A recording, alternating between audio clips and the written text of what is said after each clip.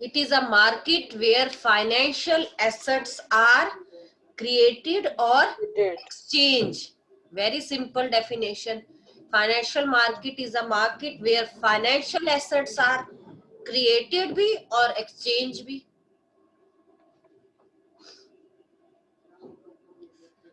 और हमने इसमें क्या बताया था कि जो फाइनेंशियल मार्केट्स है वो फाइनेंशियल ट्रांजैक्शन जो है वहां एग्जिस्ट करती हैं. जो सेवर्स होते हैं वो अपनी जो सेविंग्स है उनको मोबिलाइज करते हैं. ठीक है ना. और मतलब ये कह सकते हैं सेवर और इन्वेस्टर्स के बीच में ही चलता रहता है. तो जो इन्वेस्टर्स होते हैं वो उसे एलोकेट करते हैं into some productive investment opportunities में. फिर कहीं ना कहीं वो फाइनेंशियल एसेट्स शेयर्स या डिबेंचर्स क्रिएट किए जाते हैं. ठीक है ना. और बाद में वही एक्सचेंज और सेल किए जाते हैं. तो मार्केट में विशियस सर्कल की तरह ये चलता रहता है. मींस हमने अपनी सेविंग्स बैंक को दी, बैंक ने फाइनेंशियल इंस्टीट्यूशंस को या फाइनेंशियल फर्म्स जो बड़ी बड़ी फर्म्स होती है उन्हें लोन दिया. उन लोन ने वही पैसा इन्वेस्टमेंट मार्केट में लगाया और उन्हीं इन्वेस्टमेंट मार्केट में से जो भी निकल के आया शेयर्स परचेज जो भी डिबेंचर्स है वो हमने खरीदे. फिर हमारी सेविंग्स हुई. तो ये चलता रहता है as a this form. Next हमने इसमें किया था classification of financial market. Financial market जो है टू टाइप्स की है, money market, capital market. Money market वो टाइप होती है फाइनेंशियल मार्केट की where financial instruments with maturity period of less than 1 year are traded. और कैपिटल मार्केट कौन सी मार्केट होती है? In which financial instrument with maturity period of more than 1 year are traded. मतलब अगर 1 ईयर से कम में आपने पैसा कहीं लगाना है तो आप मनी मार्केट में जा सकते हैं.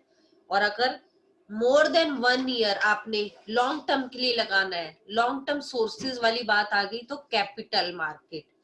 अब जो कैपिटल मार्केट है उसमें आप फ्लो चार्ट में देख रहे होंगे कैपिटल मार्केट टू टाइप्स की है, primary market, secondary market. Primary market वो मार्केट होती है जहां फ्रेश इशू होते हैं शेयर्स. ठीक है ना. First time. प्राइमरी का मतलब ही होता है, आपने इकोनॉमिक्स में ही पढ़ा है, primary market means new issue market. ठीक है, जो फर्स्ट टाइम इशू होते हैं. और सेकेंडरी का ऑब्वियस है मीनिंग क्या होगा, जब सेकेंड टाइम वही शेयर्स में डीलिंग होती है तो उसे सेकेंडरी मार्केट कहते हैं. जितने भी शेयर्स और डिबेंचर्स की डीलिंग होती है ज्यादातर वो सेकेंडरी मार्केट के थ्रू होती है. अब आ जाते हैं प्राइमरी मार्केट और सेकेंडरी मार्केट में होता क्या है. डेप्ट और इक्विटी होता है. अब इसको बताने की जरूरत नहीं है, डेप्ट और इक्विटी के बारे में तो हमने पहले ही पूरी स्टडी कर रखी है कि डेप्ट क्या होता है और इक्विटी क्या होता है. डेप्ट में सारे आ जाएंगे, debentures, loans, loans from public deposits, loans from financial institutions. Equity में आ जाएगा equity share holders, preference share holders, reserves and surplus. तो ये सारी चीजें आपको पता ही है. अब आ जाते हैं जो हम डिटेल करेंगे वो हम करेंगे सबसे पहले what do mean by money market और मनी मार्केट के कुछ इंस्ट्रूमेंट्स हैं. ठीक है ना. अभी हमने ऊपर बोला कि मनी मार्केट जो है वो हमारी शॉर्ट टर्म रिक्वायरमेंट्स को फिल करती है. ठीक है, जब अगर हमें 1 ईयर से कम के लिए पैसा चाहिए होता है तो उस रिक्वायरमेंट्स को फुलफिल करती है. देखिए मनी मार्केट के बारे में जब भी आता है तो इसमें कुछ पॉइंट से लिखने होते हैं, फीचर से, जो आपकी बुक में पैराग्राफ की फॉर्म में है और जो लर्न करने में डिफिकल्टी आती है. तो थोड़े से इन पॉइंट्स को आप लिखिए ताकि आपको लर्न करना इजी हो जाएगा. लिखिए. फर्स्ट मनी मार्केट के बारे में 1 लाइन लिखेंगे हम, फिर उसके फीचर्स बताएंगे पॉइंट्स में, वो क्या है उससे आपको बहुत अच्छी तरह क्लियर हो जाएगा. लिखिए money market meets the short term finance. Money market meets the short term finance meets the short term finance. हाँ जी, नोट कर रहे हैं सब.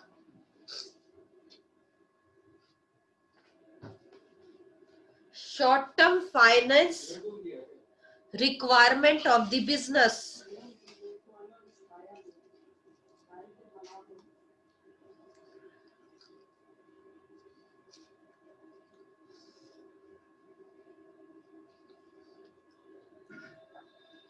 money market meets the short-term finance requirement of business firm.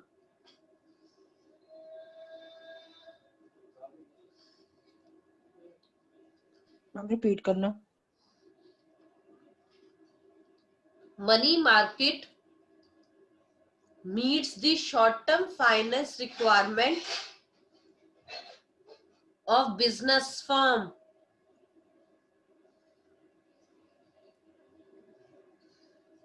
Next लिखिए features of money market. वो features में सारी definition भी कवर अप हो जाएगी आपकी.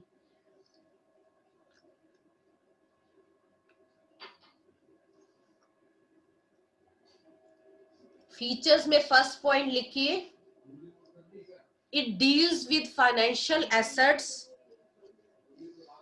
It deals with financial assets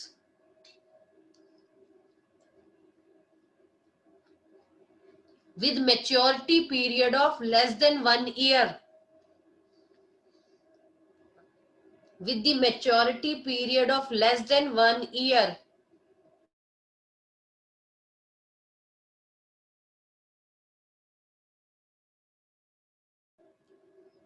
Second point,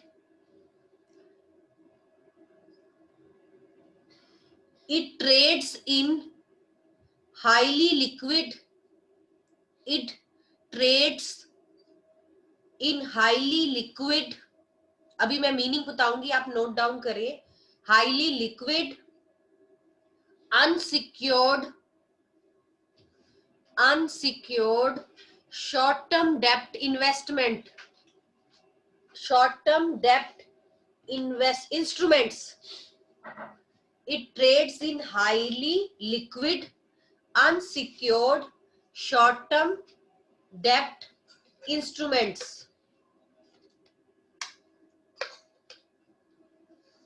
इसका मीनिंग क्या है? जो मनी मार्केट होते हैं इनमें जितने भी डीलिंग्स होती है वो हाईली लिक्विड होती है. हाईली लिक्विड मतलब मनी मार्केट क्योंकि 1 साल से कम के लिए होती है, तो जिसको जब भी पैसों की जरूरत होती है आप इनको मतलब एक तरह का कन्वर्ट करवा सकते हो या कह सकते हो तुड़वा सकते हो, एक्सचेंज कर सकते हो और पैसे ले सकते हो. तो ये हाईली लिक्विड होती है, मतलब जब अभी आपको कैश की रिक्वायरमेंट है आप इसको दे सकते हो. अनसिक्योर्ड क्यों है?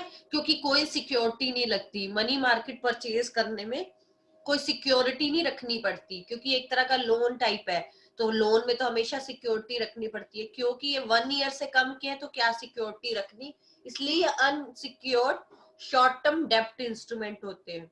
Clear?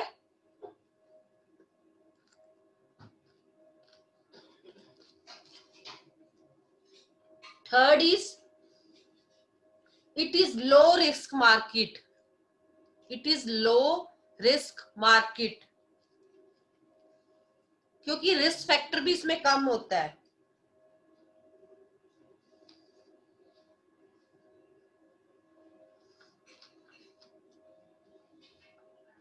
Fourth is it has no physical existence.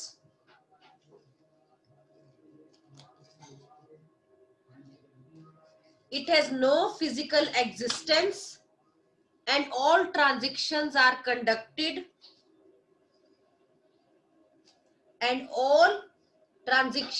conducted over phone or internet.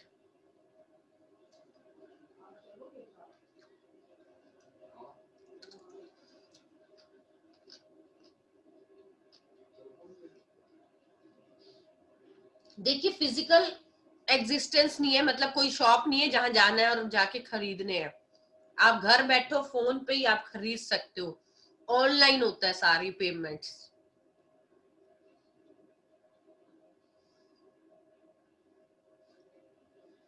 और लास्ट लिखिए, main participant in money market are. Main participant का मतलब होता है कौन कौन आपको ये दे सकता है. मैंने अगर खरीदने हैं तो मैं कहाँ जाऊं, मुझे क्या पता कहाँ मिलेंगे. तो main participant in the money market are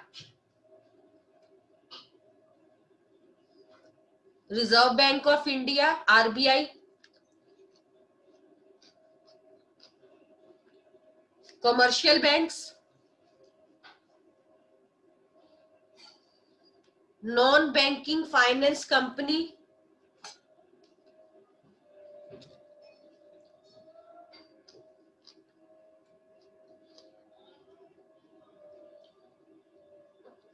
state government, mutual fund companies.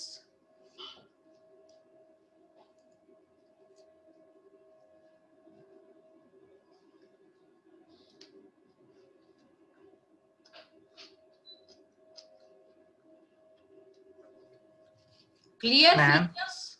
Yes. एक बार लो रिस्क वाला बता दो, एक बार फिर से रिपीट कर दो। It is a low risk market. Low risk market मतलब इसमें कोई खतरा नहीं होता, आपको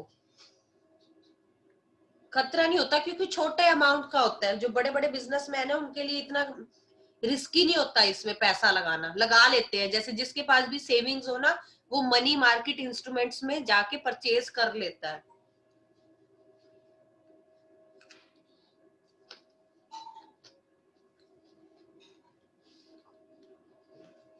क्लियर फीचर्स? क्लियर? इससे काफी क्लियर हो गया होगा कि मनी मार्केट क्या है। अब आ जाते हैं मनी मार्केट इंस्ट्रूमेंट। आपकी स्क्रीन पे भी लिखा हुआ है मनी मार्केट इंस्ट्रूमेंट्स। मींस मिलता क्या क्या है वहां पर। फर्स्ट इज ट्रेजरी बिल, मतलब मुझे अगर ट्रेजरी बिल्स लेने हैं तो मैं मनी मार्केट से जाके ले सकती हूँ। मुझे commercial paper, call money, certificate of deposit, commercial bill, इस टाइप का होता है ये।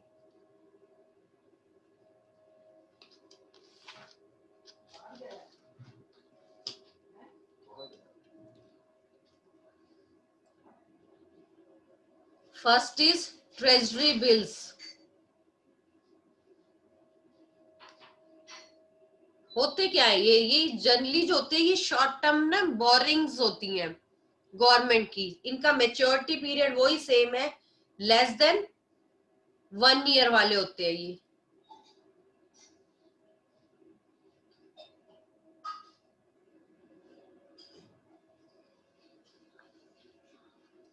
इन्हें जीरो कूपन बॉन्ड्स भी कहते हैं। और ये कौन इशू करता है? आरबीआई करती है इशू। मैं इसकी डिटेल अभी बताती हूँ। इसमें ना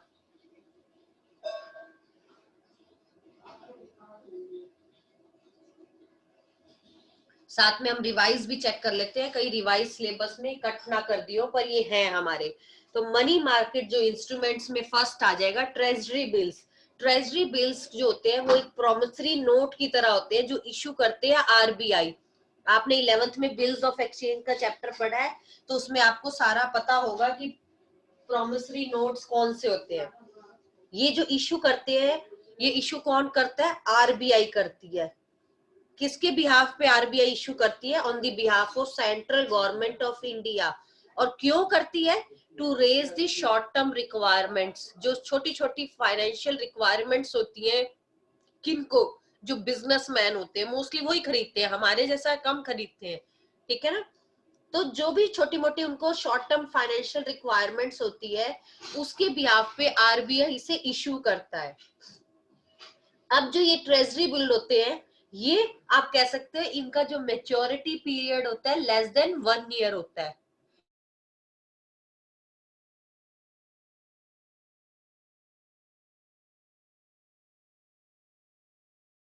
ठीक है, इसका मेच्योरिटी पीरियड जो है लेस देन 1 ईयर होता है। और ये शॉर्ट टर्म जो फाइनेंशियल रिक्वायरमेंट्स होती है हमारी, इन्हें फुलफिल करते हैं। और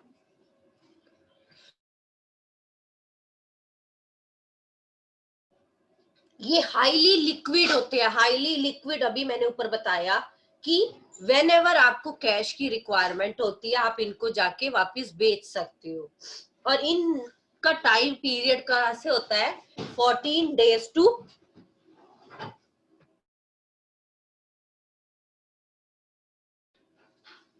364 days। मींस 14 days से लेके 364 days के बीच में इनका जो है ये इश्यू होते हैं। और इन्हें जीरो कूपन बॉन्ड्स कहते हैं। जीरो कूपन बॉन्ड्स मतलब इनके पीछे कोई भी इंटरेस्ट या डिस्काउंट नहीं चार्ज होता है एक तरह का। ठीक है, और ये मल्टीपल्स ऑफ हंड्रेड्स या थाउजेंड्स में होते हैं मोस्टली। ऐसे नहीं कि आपको मुझे 24,300 रुपए का लेना है, नहीं, 25,000 का लोगे, 75,000 का लोगे, 1 लाख का लोगे, मतलब पीछे जीरोस होनी चाहिए, आप वही इश्यू कर सकते हो। और ज्यादातर इनकी जो परचेज होती है 91 डेज होती है, तो ये डेज वाला चीजें याद रखनी है, ठीक है।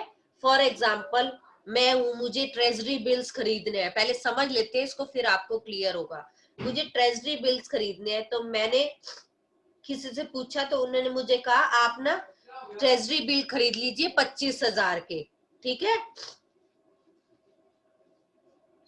ठीक है, तो इसमें क्या होता है, आपको 25,000 नहीं पे करने, अभी आपको क्या पे करने पड़ेंगे 20,000, और आपको 95 डेज वाला, क्योंकि इनका टाइम पीरियड होता है 95 डेज वाला, आपको कितने रुपीस मिलेंगे 25,000 मिलेंगे। इसका मतलब क्या हुआ, जो वैल्यू 25,000 की है बिल की, वो आपको कितने प्राइस में इश्यू हो रहे हैं 20,000 में। तो जो एक्स्ट्रा आपको रिसीव हो रहा है वो आप चाहे इंटरेस्ट समझो चाहे डिस्काउंट समझो, जो भी आपने इन्वेस्टमेंट की है, ठीक है ना। और अगर आपने 5 बिल्स लेने ऐसे ऐसे, ठीक है, 25,000 के, तो टोटल बने 1,25,000 के, तो आपको पे कितने करने पड़ेंगे, ओनली 1 लाख, ठीक है। तो ये इस टाइप के होते हैं। जैसे यहाँ एग्जांपल भी दिया हुआ है, सपोज एक इन्वेस्टर्स है, उससे परचेज करना है 91 डेज का ट्रेजरी बिल, 1 लाख उसकी फेस वैल्यू है, तो उसको कितना पे करना पड़ेगा, मान लो फॉर एग्जांपल 96, तो जो 4,000 का डिफरेंस है वो उसको एक तरह का इंटरेस्ट रिसीव्ड हो रहा है। तो ट्रेजरी बिल्स में कहीं ना कहीं फायदा ही होता है, नुकसान नहीं होता, ठीक है ना।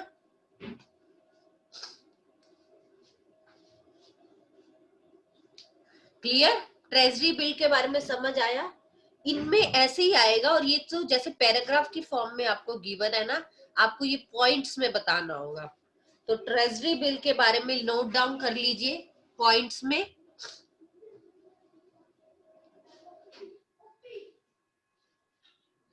फर्स्ट पॉइंट है, फर्स्ट पॉइंट पहले डेफिनेशन लिख लेते हैं हम। Treasury bills is a promissory note, it is a promissory note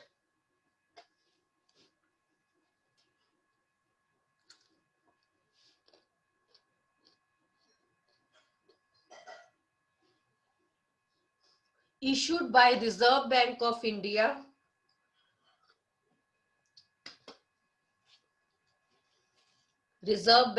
India on behalf of central government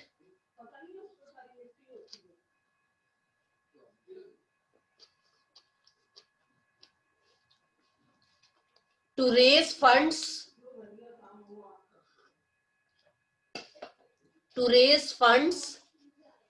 to meet short-term requirements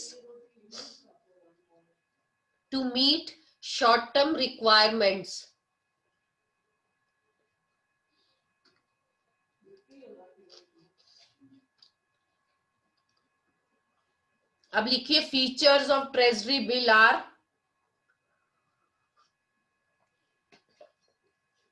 features of treasury bill are, first is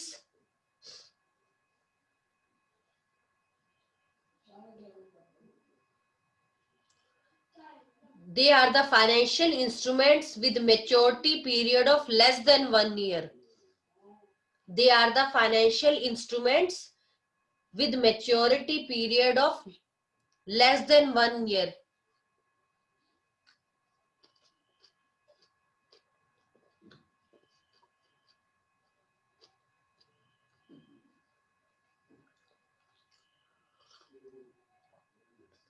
Second is they meet the short-term financial requirements. They meet the short-term financial requirements.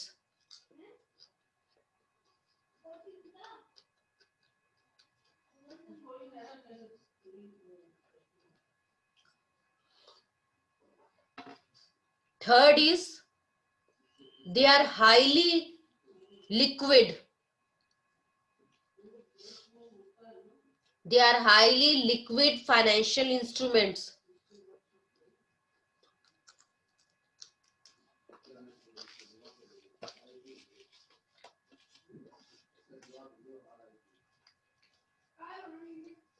Next is they are issued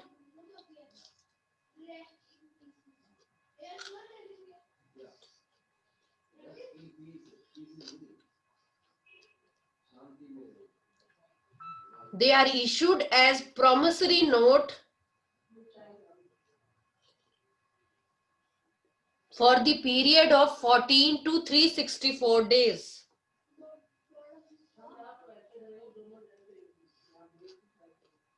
to 364 days.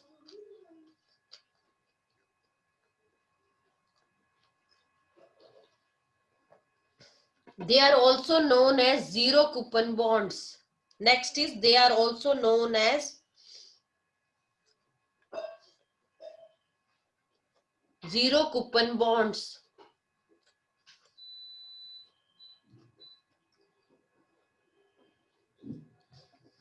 And last point is they are issued at a price less than par value.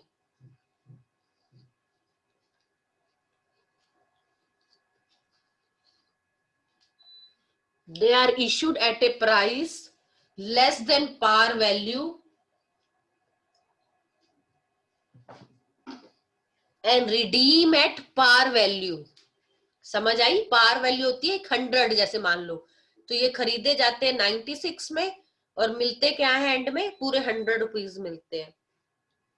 They are issued at a price less than par value and redeem at par value.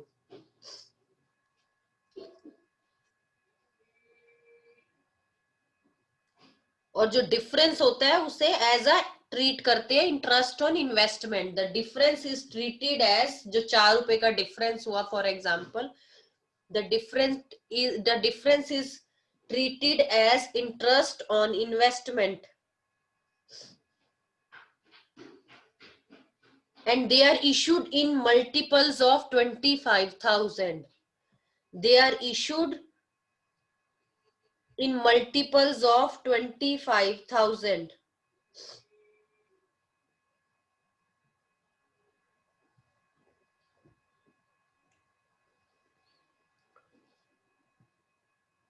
फिर example के लिए आप यही वाला example दे सकते हो जो book में भी दिया हुआ है. अब कई बार क्वेश्चन क्या आता है? एग्जाम्पल आता है, उसको देख के आपने पहचानना होता है. ये पॉइंट्स मैंने क्यों लिखवाए आपको? ये पॉइंट्स मैंने किस लिए लिखवाए? ताकि आपको पता चले कि इन पॉइंट्स में से किसी पे भी क्वेश्चन आया. मैं आपको क्वेश्चंस भी बताऊंगी. जैसे इसमें 91 डेज वाला है, तो अगर ऐसा कुछ क्वेश्चन आता है कि 91 डेज से रिलेटेड, यानी कि ट्रेजरी बिल की बात हो रही है. जीरो कूपन बॉन्ड की बात होती है तो यानी कि ट्रेजरी बिल की बात होती है. ठीक है. और इसमें आ सकता है 14 to 364 डेज से रिलेटेड कोई भी केस स्टडी आई, यानी कि ये ट्रेजरी बिल की बात हो रही है. तो हर पॉइंट जो भी हम करेंगे, जैसे हमने आज तो हमने ट्रेजरी बिल किया है, कल कमर्शियल पेपर, कॉल मनी भी करेंगे. सबकी अपनी अपनी कुछ अलग बात है, नहीं तो फिर एक ही बोल देते ये. ठीक है ना? है सब 1 ईयर से लेस वाले, सबको आरबीआई इश्यू करता है, मतलब अंडर उसमें आते हैं, लेकिन सब में कुछ ना कुछ अलग अलग फीचर्स है जो आपको डिफरेंशिएट खुद ही करने पड़ेंगे अगर केस स्टडी की फॉर्म में इस पे क्वेश्चन आ गया तो. मैम, हाँ जी. जब इसका क्वेश्चन आएगा तो ये डायरेक्ट आता है कि इंस्ट्रूमेंट बताओ? हाँ, मतलब डायरेक्ट इंस्ट्रूमेंट नहीं आता, यही तो बोल रही हूँ, डायरेक्ट नहीं आता. फॉर एग्जाम्पल मैंने बोला name that type of instrument which is also known as zero coupon bonds. तो वो तो जिसने पढ़ रखा होगा वही बताएगा ना.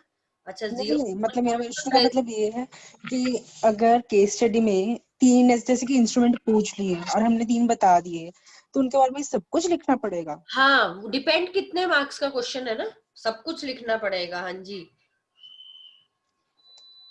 ठीक है ना. मोस्टली इस पे शॉर्ट क्वेश्चंस आता है. अभी इस साल तो चलो पेपर नहीं हुआ, पिछले साल का मैं आपको क्वेश्चन बताऊंगी कि क्या आया था.